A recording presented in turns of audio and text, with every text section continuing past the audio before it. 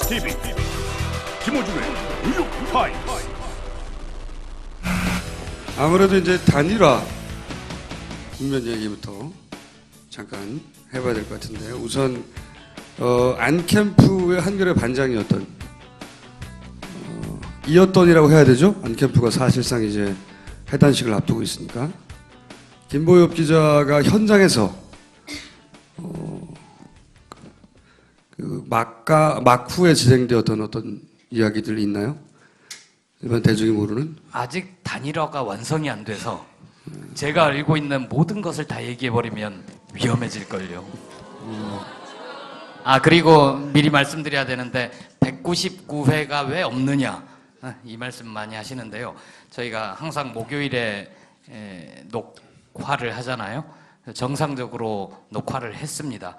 근데 이제 초기 발달한 김어준 총수 같은 경우에는 이거는 찍어도 못 나갈 거다 라고 판단을 하고 독감, 와병을 칭하여 아니요, 저는 무조건 이거는 워낙 바쁘기도 했고 이건 찍어도 못 나간다 생각했기 때문에 안 나간다고 했더니 그럼 나한테도 나오지 말라고 하든가. 약간 독감 아니고요. 독감 아니고 아니 워낙 그때 시간이 없었어요. 저도 왔다 갔다 하느라고. 저도 바빠요. 그래서 정상적으로 녹화를 했고 그리고 그 편집까지 아주 예쁘게 잘 했습니다. 그런데 이제 금요일 날 편집을 해서 올리고 나서 금요일이 안철수 후보가 사퇴 회견을 했잖아요. 8시 20분에. 네. 내리자 했죠. 근데 그 잠깐 사이에 올라가 있는 동안 야, 보신 분이 있고 그리고 그리고 계신 분들이 보셨어요? 보신 분 한번 손 들어 보세요. 와. 열혈 시청자들만 오셨군요. 어쨌든 저희가 최초로 건너뛴 회가 발생할 만큼 큰 사건이었어요. 안철수 후보의 사퇴는 아무도 예상하지 못했던, 과연 어떤 방식으로 단일화가 이루어질 것인가. 약속은 둘 다 했으니 약속을 둘 다 어길 성격의 양반들은 아닌데 어떻게 될 것인지 초미의 관심사였죠. 어쨌든 결과적으로 어떻게 평가하십니까? 그 과정에 대한 얘기는 그러면 단일화가 완성된 시점이라고 판단하실 때 말씀해 주시고. 네, 이제는 말할 수 있다를 찍을 때 모든 것을 말씀드리고요. 그때는 더 이상 알고 싶지 않다가 될 텐데. 우선 그럼 제 생각부터. 저도 굉장히 궁금했거든요. 이게 결론이 어떻게 날까. 왜냐면은 오히려 선거가 더 쉬워요. 선거는 상대방을 나쁜 놈으로 규정해 버리면 끝나잖아요. 그러면 모든 얘기가 다 끝납니다. 그래서 때려잡으면 되죠, 상대방을. 근데 이거는 때려잡지는 않고 무찌르지는 않은 채 상대 둘 중에 한 사람만 남아야 하는, 라스트맨 스탠딩을 해야 하는 굉장히 어려운 게임이죠. 그러니까 그 사태 성명이 난 다음 날 외신 기자를 만났어요. 궁금해서. 자기도 궁금해하고 저도 외신 기자들은 어떻게 보는지 궁금해하고. 외신 기자와 대화는 무슨 말로 했나요? 아무래도 이제 제가 여러 가지 언어를 구사할 수 있으니까 저는 사투리로 하고. 근데 미국 기자였는데 그 기자가 자기가 이해가지 않는 것이 몇 가지 있다. 그러면서 했던 말이 뭐냐면, 첫 번째는 왜 이렇게 피스풀하냐, 왜 이렇게 평화롭게 하냐 이거예요. 그 양반이 제법 오랫동안 한국에 있어서 완전하진 않지만 토론회도 보고, 토론회 말을 다 알아듣지 못해도 말투나 뭐 표정이나 뭐 이런 건 알아볼 수 있잖아요. 두 번째로 얘기한 게 어떻게 3주 반 만에 이 지지율이 비슷한 후보가 단일화를 할 수 있느냐. 그건 영어로 뭐라 그랬어요? 잘 했어, 걔가 네이티브거든요. 잘. 그러면서 이제 오바마하고 힐러리 예를 들었어요. 자기들도 그 진보적인 진영에 비슷한 지지율을 가지고 비슷한 인지도와 인기를 가진 후보가 둘이 있었는데, 그들이 단일화하는 과정이 한국의 이 경우하고 비교해 보자면 비슷한 점도 있지만 완전히 다른 점도 있다. 뭐가 다르냐면, 자기들은 몇 개월에 걸쳐서 오픈 프라이머리라고 하는 틀이 있고, 그 틀 속에 태워서 어느 누구 한쪽이 승복할 수밖에 없는 결과가 객관적으로 나온다. 그런데 우리는 애초에 만들어진 틀도 없는데 몇 달이 아니라 3주 반 만에 새로운 틀을 만들어서 그거는 정답이 있잖아요. 7글자. 다이나믹 코리아.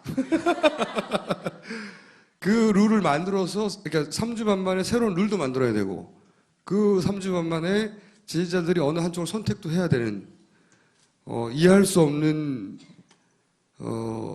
이렇게 도저히 결론이 안 날 거라고 봤대요. 그래서 자기는 그래서 3명 3자 대선이 될 것이다 이번에. 그것이 외신 기자들 사이에 대부분의 예상이었다. 비슷하니까. 그리고 그러면 결론에 대해서는 어떻게 생각하느냐? 그랬더니 이것이 가장 클린한 결과라고 자기는 생각한대요. 일반적인 정치에서는 도저히 있을 수 없는 일이지만 지지율이 비슷한데 왜 한 사람이 사퇴하냐? 그것도 자기는 이해가 안 간대. 지지율이 비슷한데 왜 사퇴하느냐? 그것도 이해가 안 가는데 근데 이제 결과를 놓고 보자면 자기가 보기엔 가장 클린한 결과다. 왜냐하면은 그 사람의 시각이에요.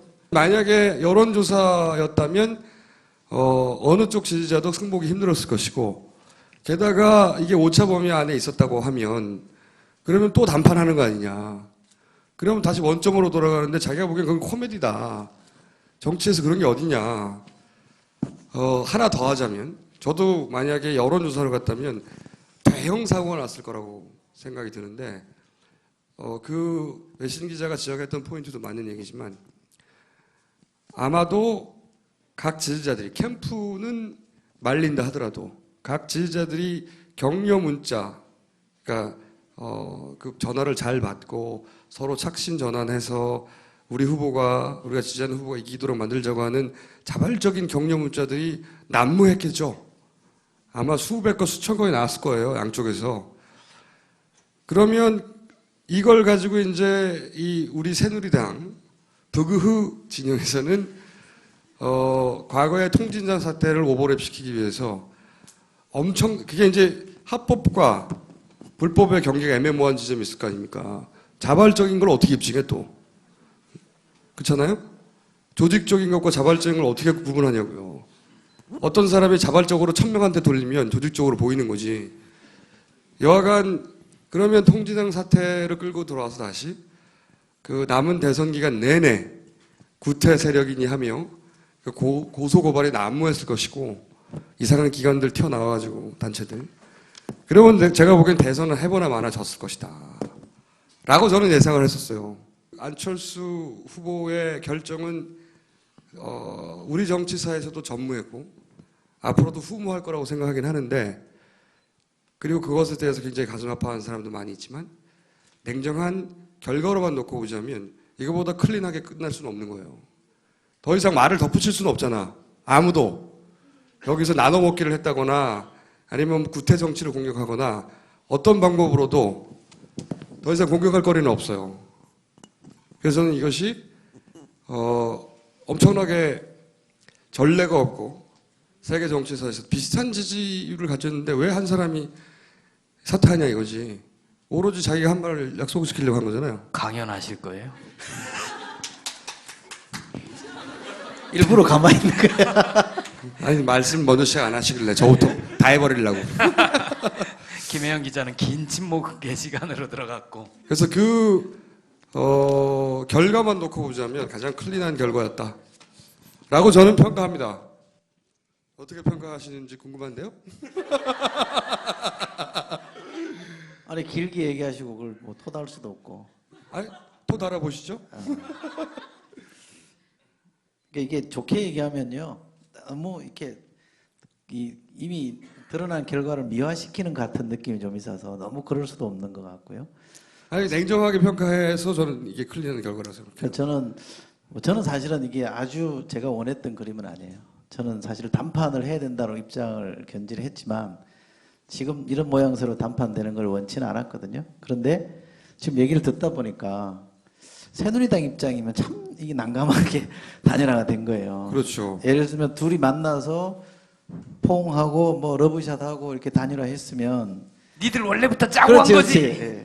뭐뭐 나눠 먹기로 했어. 뭐 이런 거 그게 나오겠죠. 그리고 이제 뭐 저것들이 담합했다, 뭐 야합했다, 뭐 저거 막 이거 뭐 나눠 먹기 한 거 아니냐 막 그랬을 거 아니에요.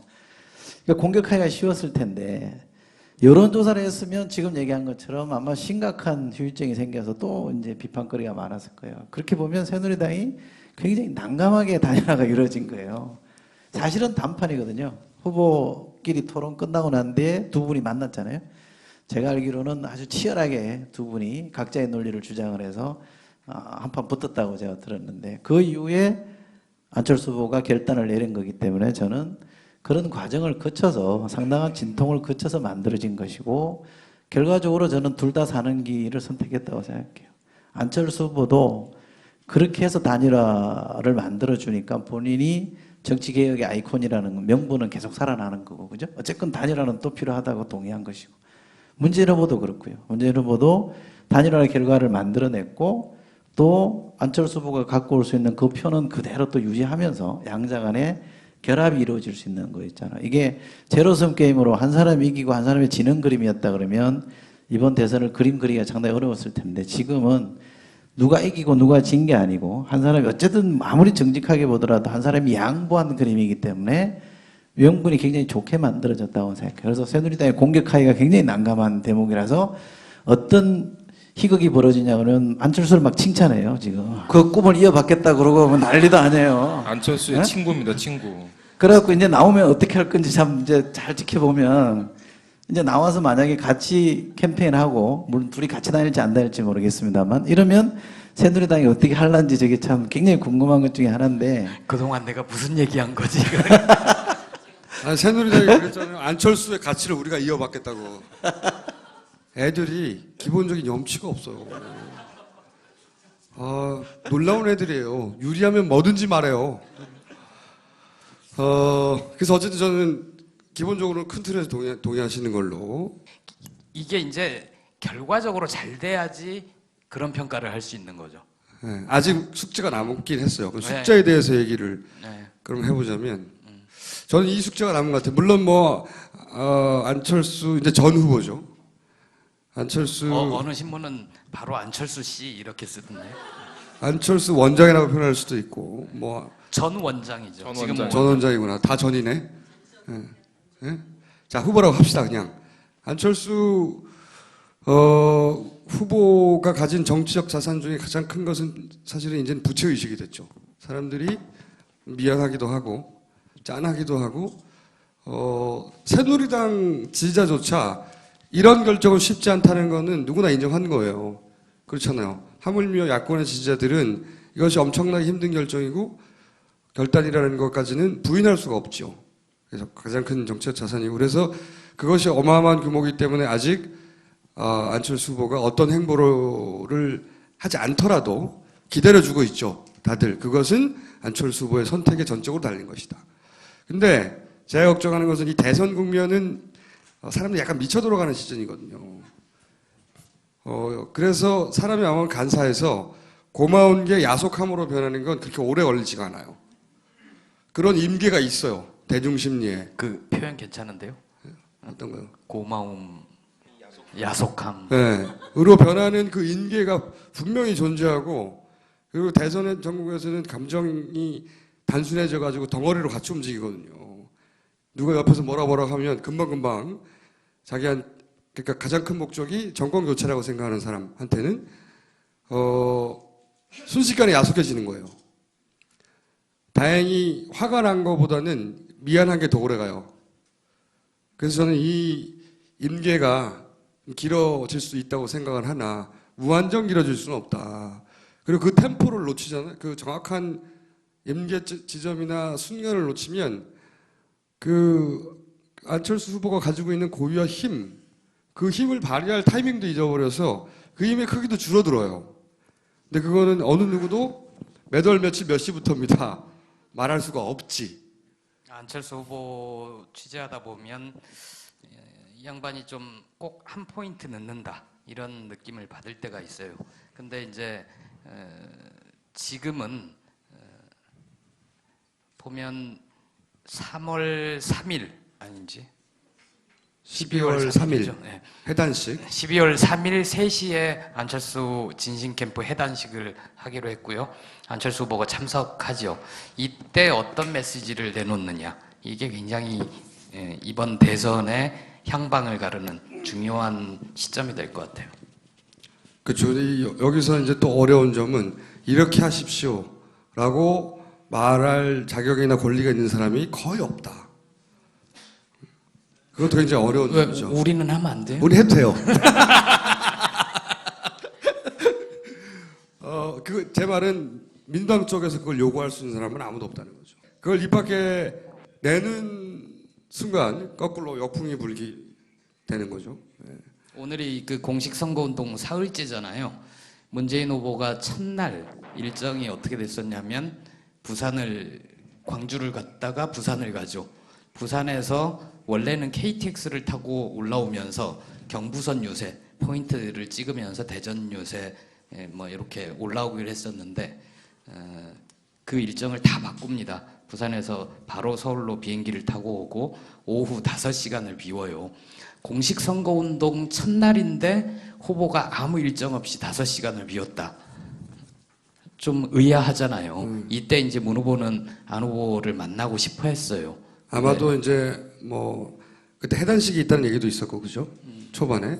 그래서 서울 일정이 있지 않겠나 싶어서 아마 올라오신 것으로 저도 나중에 들었는데 그게 맞는 거죠. 누구한테요? 아니 그러니까 안철수 문 후보는 아무 일정이 없었어요. 5시간 동안 공식 선거운동 첫날을 네. 그냥 아니 제 말은 그러니까 저녁 나절에 안철수 후보를 만날 수 있는 기회가 있을 것이다. 양쪽에 네. 오갔는데 그래서 그 일정을 비워둔 것으로. 안 후보 쪽이 시간을 좀만 더 달라 뭐 이런 얘기가 있었던 것 같고 안 만난 게 잘한 거예요. 오늘 선거운동 일정이 또 재밌었어요. 문재인 후보 일정이 여수부터 시작해서 김해까지 이 남해안 벨트를 쭉 훑는 유세였는데 여수는 안철수 후보의 처가가 있는 곳이죠. 부산은 안철수 후보의 본가가 있는 곳이고 그래서 그 선상 어딘가에서 3일날 얘기하기 전에 두 분이 뭐 카톡을 할 수는 없잖아요. 한번 만나기는 만나야죠. 3일 전에. 그건 근데 이제 뭐 이게 굉장히 어려운 게 이쪽에서는 푸시할 수가 없고 저쪽에서는 저쪽에 템포가 있는 것이고 그 속도가 완전히 다른 거죠. 느끼는 속도가. 그리고 그 중에서도 가장 중요한 것은 안철수 후보 자신이 깔끔하게 웃는 얼굴로 나타날 수 있는 정리가 된 시점. 그걸 어떻게 기계적으로 정할 수가 없잖아요. 이쪽에서 할 수 있는 건 기다리는 것밖에 없죠. 그렇죠. 지금 민주당은 잘하는 것 같아요. 잘 기다리고 있는 것 같아요. 괜히 또 뭐 속된 말로 매달리거나 또 매달리다가 안 들으면 막 압박하거나 막 이러는 거는 굉장히 안 좋거든요. 그렇죠. 그런 거에 비하면 지금 굉장히 잘하고 있는 거예요. 단일화 과정 전체를 통틀어서 제가 민주당에 대해서 한 가지 평가할 수 있는 것은 이거예요. 물론 훨씬 거대한 정당이다 보니까 잘못한 점을 찾자면 이쪽이 더 초반에 많았어요. 근데 과거와 비교해서 한 가지 말할 수 있는 것은 과거하고는 비교할 수 없을 정도로 점잖게 했다는 게 분명합니다. 과거하고는 점잖게? 과거와는 비교가 할 수 없을 정도로 점잖게 한 건 맞아요. 그거를 처음 겪는 뭐 예를 들어서 안철수 캠프에서는 그것도 역시 부당하다고 생각하는 지점들이 있었을지 모르겠는데 과거의 단일화나 뭐 과거의 경우와 비교해 보자면 그건 분명해요. 이 방송을 하면서 두 분이 민주당 칭찬하는 건 처음이에요. 아니 근데 그 단일화 국면 속에서는 무기를 가지고 싸우는데 총칼을 쓸 수가 없으니까 이 감정전이 돼요. 대신 감정을 쓰는 거예요. 감정을 소비해 가며. 그러니까 굉장히 피곤한 일이거든요. 그 가운데는 조그만 것도 사람들이 마음이 틀어지기도 하거든요. 그런 감정전에서는. 이 모양새가 뭐 마음에 안 드시는 분이 있을 수도 있겠지만 저는 기왕에 벌어진 일은 그걸 전제로 해서 문제를 풀어야 된다고 생각해요. 그래서 안철수 후보가 지금 나와서 문재인 후보랑 한 번을 만나서 멋있는 그림을 한번 만들어야 되지만 저는 이 선거일까지 두 진영 사이에 적당한 긴장은 있는 게 좋다고 생각해요. 이게 두 캠프가 완전히 합일돼서 정몽준 노무현 후보 시절처럼 두 분이 손잡고 다니거나 같이 공동 캠페인 하는 것보다는 저는 두 사람이 따로따로 가는 게 좋다고 생각해요. 그래서 한나라당이 속이 디비지게끔 후보가 둘이 있는 게 좋습니다. 그러니까 사실상 안철수를 후보로 만들어서 등록 안 한 후보죠. 지금 우리 정치에서 그 정도 대중동원력을 가진 사람이 없잖아요. 예전 같은 경우에 박원순 시장이 이 선거 치렀던 작년 10월 그 서울시장 보궐선거 때는 박원순 후보한테는 안철수가 있었거든요. 이렇게 안철수 현상의 지지를 얻고 있는 안철수라는 사람이 이렇게 필요할 때 와서 슉슉 이렇게 지지해주고 지원해주는. 슉슉이 뭐야, 슉슉이? 팍팍. 근데 지금도 이번에도 뭐 아까 말씀하셨다시피 뭐 불만을 가지신 분도 많으시겠습니다만 지금도 그런 구도가 됐다는 거죠. 지금 장외의 안철수가 한 후보를 밀어줄 수 있는 상황이 된 거죠. 어떻게 보면 좀 그렇죠. 뭐 문재인 후보로서는 굉장히 이번에는 고무적일 수 있을 이제 것 같아요. 민주당이 좀 양해를 해줘야 될 거는 안 후보가 이번 대선 계기에 자기가 독자적인 이 정치할 수 있는 뭐 공간이나 기반을 만드는 거는 인정해줘야 돼요. 그래서 독자적으로 돌아다니면서 왜냐하면 다음 경쟁은 그 사람은 해야 되니까 그거 정도는 용인해 해줘야 돼요. 그러니까 너무 털에 가두려고 하는 거는 저는 안 좋다. 효과도 별로 없을 것 같고. 저는 안 좀 좋을 생각이 것 같아요. 다른데 그게 이제 후보가 3명인 것처럼 착시가 있는 것은 좋은 점도 있고 나쁜 점도 있어요. 후보는 2명이어야 하는데 맞죠? 네. 3자 네, 구도보다는 후보는 2명이어야 하는 그리고 그 안철수 후보가 마치 자기 선거하는 것처럼 보이면 또다시 그 지점에서도 역풍이 있어요. 결국은 자기를 위해서 뛰는 게 되는 거거든요. 그냥. 사람들이 바보는 아니어서 그건 금방 또 캐치해요. 그러니까 저는 그거는 예. 안철수 후보를 지지하던 사람 중에 지금 안 움직이고 있는 사람의 일정한 이렇게 한 30% 부동층으로 가 있잖아요. 그 사람들이 결국 안철수를 위해서 찍으러 나와야 돼요. 물론 그렇긴 한데 그걸 너무 어렵게 예. 안철수 빼고 전국교체 대의에 안철수 동의해서 나와라 후보를 뺄 이렇게 수는 얘기하면 안 없죠. 돼요. 절대 뺄 수는 없는데 이게 안철수를 살리는 이런 길이라. 정도의 긴장감은 괜찮아요. 그렇죠. 네. 네. 그러니까 그리고요. 뺄 수는 없는데 저는 3명의 후보처럼 보여서는 안 되고 그렇게는 안 돼요. 방법론을 잘 찾아야 되되 사람들이 보기에 같은 진영에 잘 묶여 있다라고는 보여줘야 돼요. 그건 뭐 당연한 확실하게.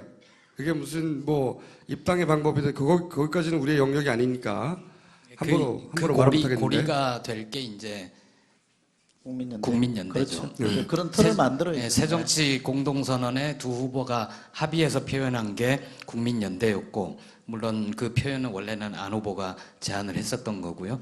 문재인 후보가 최근에 대통합 국민연대라는 표현을 쓰잖아요. 이 대통합 국민연대가 국민대통합은 새누리당 건데. 가서 해. 원래 그 전에는 이쪽 거였어요. 거기는 다 통합됐어요. 대통합 민주신당이었잖아요, 그쪽은. 거기는 막 통합 아니야? 그거 괜찮은데. 막통합. 거기는 보세요. 이해창 그리고 이회창 전 총재 이회창을 떨어뜨린 게 이인재입니다. 그리고 첫 번째 떨어뜨린 건 정몽준이에요. 셋 다 같이 있어요 지금. 그러니까 막 통합. 그리고 셋 다 대선에 실패한 사람들이에요. 그 사람들이 그걸 어떻게 설명하냐면 설명해요? 설명을 하죠. 보수는 진보는 분열로 망한다고 하지만 보수도 각 선거에서 분열을 했었다. 이인재가 떨어져 나갔었고 정몽준이 저쪽과 경선을 했었고 이인재가 또 독자 출마도 했었다. 지금 다 같이 계시지 않냐. 우리는 큰 공동체를 꾸렸다. 이렇게 설명을 하죠. 그 지점 꼭 지적해 주세요. 그분들이 있을 때 다 실패했다고. 욕망의 대통합이라고 이름 붙여야 되는 거 아니에요? 욕통이라고 불러. 이러니까 그 축하 동영상도 안 보내주죠. 마무리 얘기를 하면 네. 대통합 국민연대 구상을 어떻게 하고 있는지 궁금해서 제가 오늘 좀 취재를 하고 지금 인쇄가 돌아가고 있는 신문에 기사를 썼는데 일단 6갈래를 구상을 하더라고요. 민주당, 안철수로 상징되는 미래 세력, 진보, 삶으로서의 노동 세력, 거기에 합리적인 보수, 그래서 이제 김종인이나 혹은 정운찬 전 총리 이런 분들이 대표하는 합리적 보수까지도 크게 국민연대 틀로 묶으면 12월 19일을 좀 여유 있게 볼 수 있지 않겠느냐. 근데 그 첫 번째 고리를 푸는 게 안철수 후보다. 안 후보가 국민연대에 시동을 걸어줘야 이 그림을 완성시킬 수 있다. 그 얘기하니까 생각나는데 저는 여론조사 하도 복잡해가지고 나중에 이렇게 해야 된다고 생각했어요. 문재인, 안철수 한 번 물어서 50% 반영하고 안철수, 문재인 물어서 50% 반영해서 결론 내자. 그러니까 지지율이 적합도니 아무도 묻지 말고 이름만 2명 부르는 거예요. 그러면 전화 받는 사람이 어떻게 해야 돼요? 네? 전화 받는 사람. 아니 그러니까 전화 받는 사람이 앞에도 한 번 누르고 뒤에도 한 번 누르는 거지. 지금 그 진보 세력, 뭐 개혁 세력, 뭐 진보 개혁 세력으로 하는 데가 계속 이게 안 되잖아요, 정말. 단일화의 숙제가 항상 남아 있는 거고 이번에 뭐 그런 예전에도 빅텐트 논의가 그래서 나왔던 건데 이렇게 뭐 어떻게 좀 큰 영역을 구성하지 않으면 앞으로도 또 단일화의 숙제가 또 주어질 거고. 그렇죠. 그거는 이제 지금 말하는 국민연대는 아마 가장 유사한 조직을 머릿속에 잘 안 그려지시면 87년에 국본을 생각하시면 됩니다. 그거 내가 기사에 썼는데 제 기사 혹시 보셨어요? 제가 여러 번 먼저 얘기했는데. 참네. 아니 근데 이게 직선제 왜 그 쟁취를 위한 국민운동 본부라 그래가지고 87년에 국본이라고 전체를 끌고 가던 우리 흔히 말하면 운동용어로 하면 전선체 조직이라고 있었죠. 전선 조직이라고 있었는데요. 그 이름이 민주주의 회복을 위한 범국민 네, 그래서 이제 그런 대책본부. 이번에 국본에서 그런 걸 만들어서 민주당도 그 중에 일부로 들어가는 거예요. 그럼 시민단체, 사회단체, 뭐 노동, 뭐 진보 다 들어와서 전체를 망라하는 조직을 하나 만들어서 대선을 치르고요. 너무 이제 시간이 짧아서 그런데 그 조직이 대선 이후에도 계속 유지가 되는 거죠. 그냥 해소되는 게 아니고 그것이 지금 우리 김혜연 기자가 얘기한 것처럼 정당, 빅텐트와 같은 통합 정당으로 발전할 수도 있고 아니면 민주당을 재창당해서 확대 발전시킬 수도 있고 그거는 어느 쪽으로 이제 가는지는 대선 성패 이후에 이제 가는 배불 문제인데 어쨌든 그 전체 힘을 다 모아서 대선을 치르고 그 동력으로 이후까지 가줘야 대선이라는 게 왜 노무현 대통령한테 해보면 알지만 대선 이긴다고 성패가 끝나는 게 아니잖아요. 그러니까 노무현 정부에서도 이명박 정부에서도 우리가 배운 게 그런 거예요. 매일매일 전투가 벌어지고 매일매일 이 격전이 벌어지는 거기 때문에 지지 기반을 제대로 만들어 놓지 않으면 싸움이 안 돼요. 이번 대선에도 보면 굉장히 힘겨운 싸움을 하고 있는 게 그런 거잖아요. 그죠? 그러면 이번 대선 선거하는 와중에 이른바 우리가 연합이라는 용어를 잘 갖다 붙이는데 무슨 연합을 제대로 만들어서 시작을 해야 또 집권하면 그 정책을 국가 정책, 정부 정책을 통해서 그 연합을 또 더 키울 수 있거든요. 그러면 그걸 가지고 저는 한 20년, 30년 집권할 수 있는 토대를 만든다고 생각해요. 그게 이게 어려운 게 아니에요. 어떻게 보면 미국의 유딜 연합이라는 게요 30년 갔어요. 그거를 다 허물어뜨린 게 미국의 레이건을 중심으로 한 신자유주의자들이거든요. 유럽의 복지연합이라는 것도 30년 갔어요. 그래서 고성장하면서 복지국가를 만드는 거거든요. 그러면 지금 우리가 만약에 대통령 선거 이겼다고 해서 다시 다 흩어져 버리면 그 다음에 또 감당 안 돼요. 그냥 또 깨지고 보궐선거부터 깨지기 시작하면 줄줄이 큰 선거에 다 깨지잖아요. 그러면 또 5년 만에 속된 말로 작살 나거든요. 그러니까 한번 실패를 해봤기 때문에 이제는 좀 긴 안목으로 가야 되기 때문에 저는 소장님 애가 너무 길게 얘기한답니다. 다음 정권이 이제 내년에 출범을 하면 2014년에 지방선거가 있단 말이죠. 까딱하면 이제 1년 하고 바로 이제 레임덕으로 들어갈 위험도 있는 뭐 그런 시기라서. 그렇죠. 그 이야기는 제가 보기에는 지금 급한 얘기가 아니고 첫 번째로 급한 얘기는 제가 보기에는 안철수 캠프가 그 임계점이 도달하기 전에 타이밍을 잘 잡아야 된다. 나올 거예요. 물론 나오겠죠. 근데 그것이 너무 일러도 안 되지만 말씀하셨듯이 그 다음날 바로 만난다든가 이거 말이 안 되죠.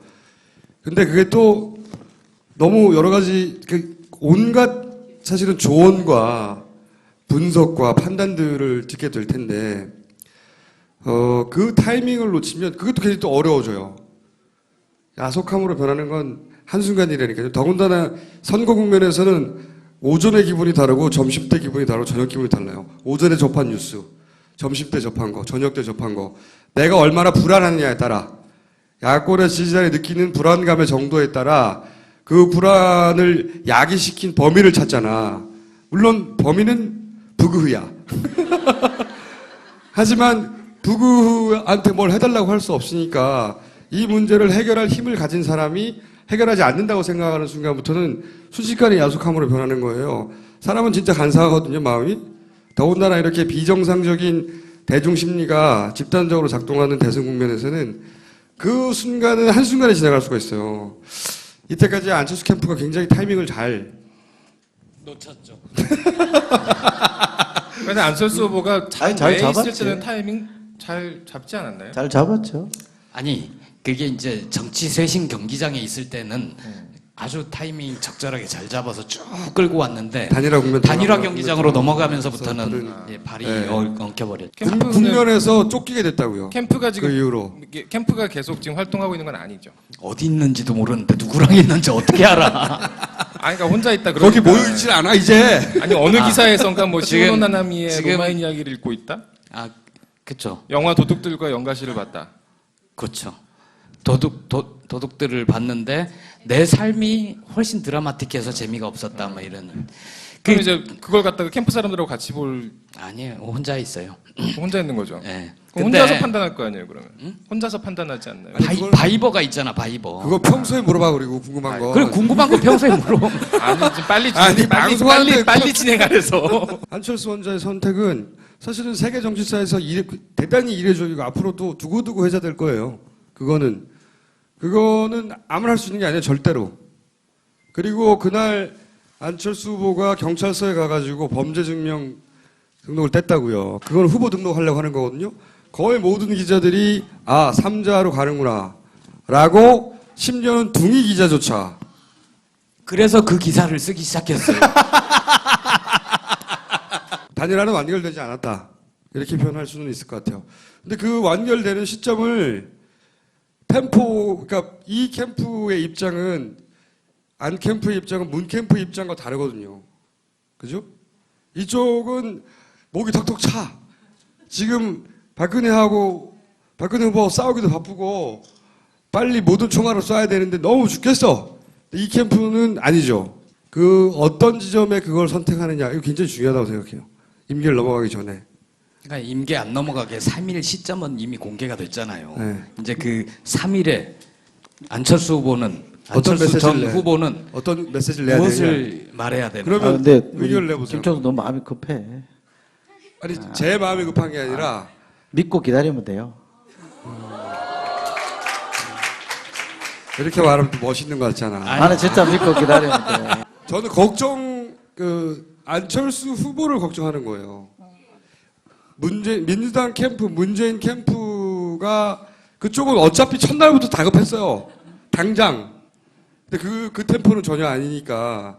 근데 이쪽에 충분히 시간을 가져야 되는 것도 맞지만 그게 너무 늦어서는 안 된다는 거죠. 아니 그러니까 제 말은 막 그런 거를 갖고 얘기를 하면 아니 나오기가 더 힘들어지니까 저는 이렇게 생각해요. 이게 너무 당위론적인 얘기인지 모르겠지만 이제는 비등비등한 지지를 가지고 있는 문 후보가 이 국면을 자기 페이스로 끌고 가줘야 되는 거예요. 첫 번째 그거죠. 그렇죠. 거기는 가주면 속된 말로 아주 냉정하게 얘기하면 그게 잘 정착이 돼서 그게 운영이 되면 안은 따라오게 돼 있어요. 그러면 개입할 수 있는데 진심 캠프잖아. 그러니까 그 진심을 계속 이렇게 주장할 수 있게끔 살려갈 수 있게끔 만들어주면 될 것 같고요. 제가 볼 때는 적당한 시점에 본인이 선택해서 나와요. 아니 그건 당연한데 제가 걱정하는 건 이거예요. 지지자들은 그렇게 여유 있지가 않아요. 근데요, 그것도 5년 내내 박근혜 대선론이었잖아요. 그거 싫어가지고 대안을 찾던 사람이기 때문에 저쪽으로는 못 가요. 사실은 이미 안철수 후보를 지지했던 분들 중에 정권 교체는 되어야 하기 때문에라고 생각하는 분들은 이미 지지층이 반영이 됐어요. 그렇죠. 다 옮겨갔죠. 그렇게 해서 사실은 박근혜 후보와 문재인 후보가 거의 비슷한 조금 낮거나 높은 지지를 보이고 있는 거예요. 남은 사람들이 그렇게 많지는 않아요. 그러니까 이 사람들이 다 안철수 후보의 등장을 기다리는 건 맞아요. 정도는 다르겠죠. 완전히 맡겨야 된다. 좀 빨리 나왔으면 좋겠다. 그런데 이 사람들이 다 어떤 시점을 지나면 야속함을 가지게 된다니까요. 안철수 후보의 지지자조차. 그분들은 지금 당장은 이렇게 좀 상처 입은 분들이잖아요. 그러니까 좀 기다려 주는 게 좋고요. 상처가 아물어야 지 어제 그젠가요? 안철수 후보가 나와서 지지자의 뜻을 따르겠다 이렇게 얘기했잖아요. 그건 메시지를 던진 거예요. 여러분의 뜻을 존중하겠다 그랬지만 결국 내가 선택을 할 테니 좀 기다렸다가 같이 움직입시다 이런 뜻이거든요. 딴 데 가지 마시고 그러니까 우리 같이 가면 됩니다. 과로치고, 그렇죠. 그런 뜻이니까 그것도 사실은 제가 볼 때는 잘 정교하게 선택된 메시지예요. 그러니까 저 수순대로 잘 밟아가고 있다고 저는 보니까. 근데 행여나 제가 봤을 때는 이쪽에서 뭔가 자꾸 원하는 것처럼 보이고 나오라고 자꾸 얘기를 하면 그게 이제 이 체근하는 게 되니까 그게 안 좋다는 거예요. 그냥 당분간은 맡겨놓자. 민주당은 그래서는 안 되죠. 이거를 관전하는 사람들, 안철수 후보를 좋아했던 사람들에게도 임기는 있는 거예요. 그래요? 네, 있습니다. 제가 말하는 건 안철수 후보 본인의 기반들이 흔들린다는 거죠. 잘못하면.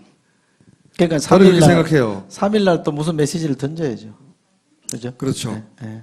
그때는 늦지 않기를 바랍니다. 그래서 화요일 날이 첫 TV 토론 있는 날 아니에요, 그죠? 맞습니다. 그 다음 날이요. 3일 다음 4일이 4일 날, 화요일 날. 네. 그 날짜도 아주 잘 선택됐다는 근데 생각이 들어요. 저는 개인적으로 화요일 날 TV 토론이 굉장히 걱정돼요. 3자 토론이잖아. 우리 2대 1이에요. 누가 1위인 줄 알아요? 문재인 후보. 문이 1이야. 아니 그 내용적으로 잘 따져보면 2대 1이에요. 제가 저는 그렇죠. 굉장히 걱정스러워. 그 이정희 후보가 전 정권, 노무현 정권에 대한 비판도 할 것이고, 당연히. 아니 그렇기도 하고요. 지금 네. 거기다 하나 보태면 박근혜 후보가 문재인 후보가 둘이 할 때와 옆에 이정희 후보가 있을 때 어디가 더 쉽겠어요? 토론하기가. 이정희 후보가 있을 때 박근혜 후보가 훨씬 쉽죠. 그렇죠. 그렇기 때문에 양자를 안 하려고 그러는 거거든요. 굉장히 묘한 구도예요, 이거. 아니 근데 양자 토론을 거부할 거라고 예상을 계속 예언해 왔으나 일정 때문에 바빠서 그러신다. 문 후보가 중간에 앉으면 재밌겠다. 12월 18일 선거 전날까지 일정이 꽉 차서 지금. 그렇죠. 그리고 양자 토론을 못한 거는 이쪽이 단일화가 늦어져서 그런 거죠. 후보 단위라 늦어져서 너무 안타까워요. 근데 토론회를 안 내보려고 하는 새누리당의 마음이 너무 이해가 가요. 너무 이해가 가. 단독 토론회 보고 있는데 제가 다른 곳에도 한번 얘기했는데 그 토론회의 특이점이 한 가지 있어요. 카메라 워크에. 그게 뭐냐면 모든 토론에 나온 패널들은 자료를 뒤척거리게 되어 있습니다. 당연히 쓰고 뒤척거리고 뭐 다 대답하다가 쳐다보고 그렇죠? 그래서 자료를 넘기는 장면이 나와요. 당연히 자연스럽게. 그 토론회는 처음부터 끝까지 단 한 번도 박근혜 후보가 자료를 넘기는 장면이 안 나옵니다.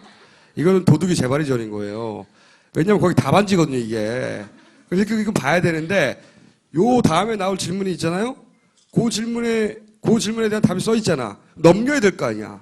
그 넘기는 장면을 안 들키려고 카메라를 그 시점에서는 절대 이 대본을 비치지 않아요. 그 관점에서 다시 한번 자세히 보세요. 한 번도 대본을 넘기는 장면이 안 나옵니다. 실제로 안 넘긴 거 아니에요? 그럼 왜 봐? 컨닝을 왜 해? 다 외운 거죠. 외웠을 거야. 다 못 외웠어요, 보니까. 마이크에 종이 넘긴 소리 들어갈까봐 옆으로 이렇게 놨을 수도 있어요. 아니, 제 말은 소리는 안 들어도 보이는 카메라에 잡히긴 해야 될 건 자연스럽게. 그리고 자연스럽게 그냥 단일화 얘기 마무리 짓고 박근혜 토론으로 또 어쨌든 첫 번째 숙제는 타이밍을 잘 잡아야 된다는 거. 그게 너무 늦으면 안 된다는 게 사실 저는. 아니라. 그거 끝났어요, 제가. 이거 끝나고 이제 우리 박근혜 후보 토론회 얘기 잠깐 하죠, 그러면. 토론회 감상. 근데 단독 토론도 긴장감이 있을 수 있구나라는 걸 보여준 거 아니에요? 팽팽한 긴장감. 실수하면 어떡하나 하는. 저는 새누리당 그 캠프가 유일하게 팽팽하게 기장했을 거라고 봐요. 이게 보상 성격으로 주어진 거라서 안철수 문재인의 안철수 단일화 토론이 100분이었잖아요. 그럼 이제 100분이 주어져야 되는데 70분만 70분, 쓰셨죠. 네. 더 길면 못 외우잖아. 저는 외울 게 더 늘어나잖아. 그러니까 그래서 그 그런가? 시청률이 16점 몇 프로 나왔잖아요. 다 마음 졸인 사람들이 본 거예요. 아니 걱정이 그건 돼서. 대부분 야권 지지자가 14% 정도 봤을 거라고 봐요. 박근혜 후보 지지자들은 박근혜 후보가 무슨 말하는지 별 관심이 없어요. 어디서 뭐 하는지 그러네. 별로 관심이 없고. 박근혜 후보가 우리 방송을 볼 시간이 없을 테니까 용감하게 얘기를 하자면요. 그 TV 토론에 대한 평가 중에 가장 인상적이었던 게 짜고 치는 고스톱인데 혼자 치는 고스톱에서 돈도 잃는구나.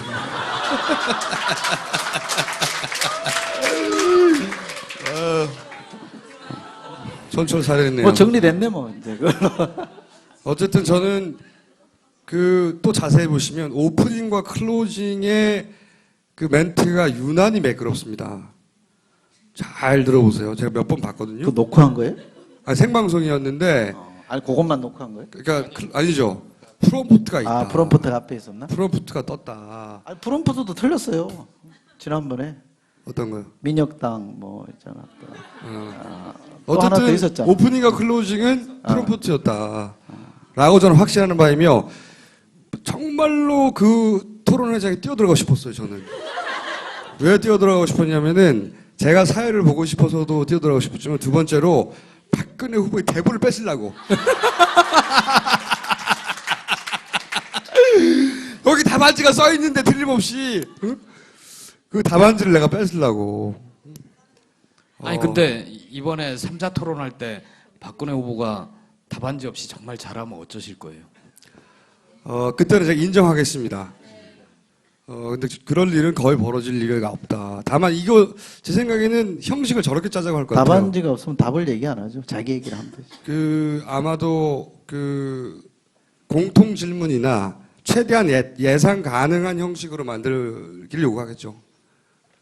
패널의 형식이나 뭐 질문의 형식이나 그래서 대충 그 범주에 다 들어가는 답변들을 준비하지 않겠는가. 토론의 규칙이 그런 게 있을 수 있겠네요. 맞아요. 예상치 못한 질문 하지 않기. 아니 민주당에서 제안했잖아요. 수첩 보시려면은 보시라. 미리 답안지 유출 아니 저기 답안- 질문지 대본을 만들면 질문지 만들어 드리겠다. 유출한다. 모든 조건 받아들일 테니 하자고 했는데 저는 그렇게 생각하지 않는 게 모든 사람들은 자기가 아는 걸 얘기할 때 굉장히 얘기를 잘하죠. 조리 있게. 박근혜 후보도 자기가 아는 것만 얘기하면 돼요. 뭐요? 무슨 질문이 무슨 질문이 나오든 간에 무슨 질문이 나오든 그 정수작해도 잘 그거 모르는데 뭘 잘 알아? 어디 근처에서 유신? 답변하면 돼요. 저는 그것도 괜찮은 전략이라고 생각이 들어요. 아니 근데 진짜 양자 토론을 한 3회 정도 연속으로 생방송으로 3타 동시 중계를 하면 저는 지지율 몇 프로 빠질 거라고 봐요. 보통 보수 진영은 지지율이 잘 안 빠지거든요. 토론회를 통해서. 근데 박근혜 후보는 그럴 능력이 있어요. 대단한 능력이네. 그렇죠. 그렇게 움직이지 않는 보수 지지를 움직일 수 있다니까요. 본인이 입을 열면. 이철희 소장님 이제 OBS 토론회 가야 될 시간이거든요. 마무리. 아 그래요? 아니 요즘 토론회만 불려다녀요. 싸우라고. 깔때기를 참 이상한 방식으로 돼요. 이것이 깔때기인지 아닌지 애매한 방식으로 되시는데. 저 가야 돼요. 저 먼저 가요? 먼저 가.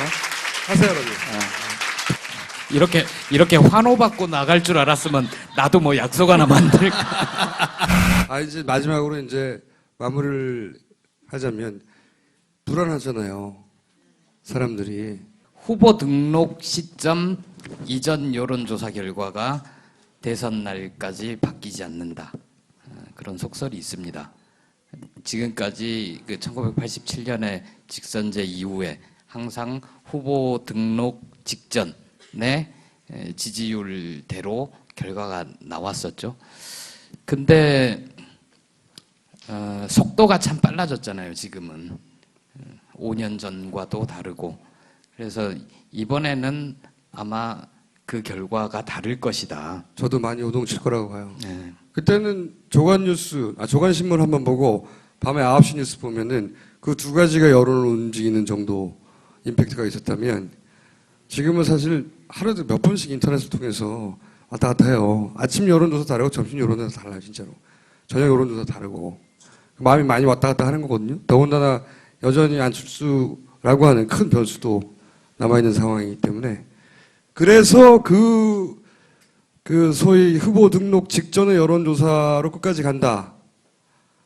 혹은 하여튼 그런 정치권에서의 과거의 자료 때문에 어떤 통계 때문에 안철수 후보가 사퇴한 직후에 나온 여론조사 중에 SBS 여론조사가 이런 게 있어요. 43점 몇 대, 박근혜 후보가 43점 몇이고 문재인 37.6인가? 이런 여론조사가 바로 다음 날에 있었어요. 그리고 그걸 하루 종일 걸었죠, 포탈에. 사퇴한 다음 날이잖아요. 모든 뉴스가 모든 국민들에게 똑같은 시간에 도달하는 게 아니거든요. 모르는 사람도 있어. 그렇기 때문에 그 바로 다음 날, 그날 저녁에 있었던 얘기이기 때문에 바로 다음 날부터 아침 여론조사를 할 거면 그걸 알려줘야 돼요. 안철수 후보가 사퇴하였다는 걸. 그러니까 나머지 갭은 사퇴하였다는 걸 모르는 사람은 반영이 안 된 거야, 이 안에. 그러면 바이어스가 걸린 여론조사잖아요. 여론조사 전문가들은 그래서 그걸 말하지 않는 것은 잘못했다고 말해. 당연히 이게 포탈의 탑에 걸리지 말아야 돼. 근데 하루 종일 포탈 탑에 걸렸어. 그거는 포탈 단독으로 결정할 수 없는 일이다. 저는 그렇게 생각합니다. 하루 종일 건 것은. 지금 이제 두 후보의 지지율 때문에 많이 불안한 건데요. 또 다른 조사 결과가 있잖아요. 당신은 정권 교체를 원하십니까? 새누리당의 재집권을 원하십니까? 여기에서는 6대 4 정도로 정권 교체를 바라는 여론이 굉장히 강하거든요.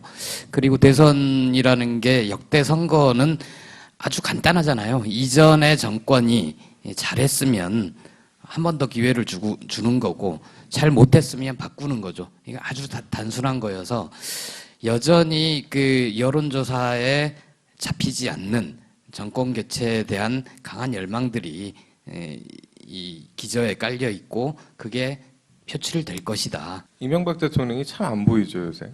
우리 각하가 숨었어요. 또 우리 각하는 참 잘 숨어요. 이럴 때 총선대도 쏙 숨더니 대선에 오니까 원래 지난 그 대선 생각해 보시면 노무현 전 대통령이 대선 마지막 날까지 끌려다녔거든요. 계속 노무현 얘기만 나왔는데 이번에는 각하 얘기가 없어. 쏙 들어가 버렸어. 전부 다. 그리고 이번 정권이 마치 노무현 정권인 것 같아. 맨날 노무현 얘기만 해요, 지금. 노무현 정권의 실패에 대해서. 지금은 이명박 정권인데. 근데 그런 물량을 쏟아낼 수 있는 미디어 환경이 저쪽에 구축돼 있으니까. 포탈도 저쪽이 유리하게 돌아가는 것 같고. 이거를 이기려면 제가 보기에는 문재인 후보도 잘해야 되고, 안철수 후보도 잘해야 하지만 자기가 불안하지 말아야 돼요. 자기가 그리고 불안할 때는 김보엽 기자한테 전화를 하세요. 전화번호 자막으로 나가고 있죠 지금. 080-667-4949. 자기가 불안하지 않아야 하는 겁니다. 자기가 불안하니까 사람들을 막 괴롭히거나 하는 거거든요. 자기가 불안하지 않는 것부터 시작한다. 아니 주변에 찾아보면 투표 안 하는 사람 꼭 있습니다. 그 투표는 한 번 안 하기 시작하면 그 다음에 할 이유를 잘 못 찾거든요. 정치가 자기 삶과 어떤 연관이 있는지 모르거나 관심이 없거나 이래서 투표를 안 하는 분들이 있는데요. 이분들 지금부터 적극적으로 설득해야 됩니다. 안철수 후보 사퇴하면서 이번 대선은 나와는 무관한 선거가 됐다 이런 얘기하는 후배를 봤습니다.